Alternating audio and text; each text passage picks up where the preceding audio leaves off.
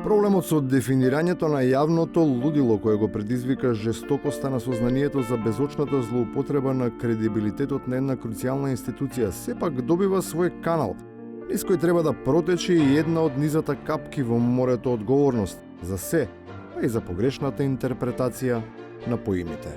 Прво, мене многу ми пречи самиот назив рекет, заради тоа што ја мислам дека тука зборуваме за уцена и подкупа, никако не за рекет. Рекет е нешто сосема друго. И чија рехабилитација не доаѓа предвид и сите инволвирани, во која и да е форма мора да бидат санкционирани да биде урнат стереотипот за истоветност и прогледување низ прсти кои со децении, ако не и повеќе, се ваја како спомен обележје за ова поднебие. Веќе одамна кај нас во многу случаи крадци гонат крадци, или пак интересот ги направи ортоци. Ортаклукот прави повеќе штета отколку што се претпоставува дека ќе биде полезен, па затоа тие што на каков било начин се обидувале да јаваат на бранот на заедништвото, а не на консеквенциите кои тоа со себе ги носи, мора да знаат дека таквото месо и ту кучињата не сакаат да го јадат. А има една реченица која гласи вака: револуцијата ги јаде своите деца. Некако паралелно со ваквиот судски расплет привршува и заплетот на административниот јазол кој е обесен околу вратот на државата.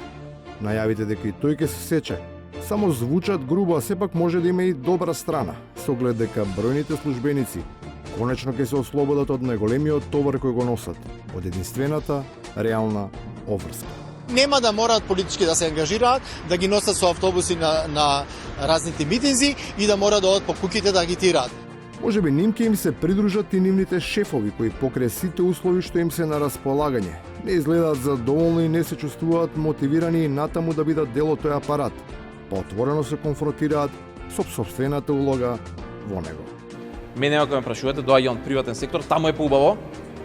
Таму е поубаво, повисоки се платите, подобри се условите за работа, веќе полека, за жал може да ја да кажам, во приватниот сектор. И на крајот, бизнисот е незадоволен од ваквата кадровска комбинаторика. Тие надмено упатуваат на потребата од сериозна и висока квалификација, гарантирана со туѓ пасош. Не ми е јасно зашто не треба да увезуваме работна рака.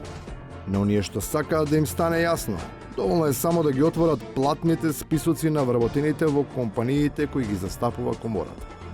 Тогаш веројатно ќе им биде, ама не зошто треба, туку зошто не може.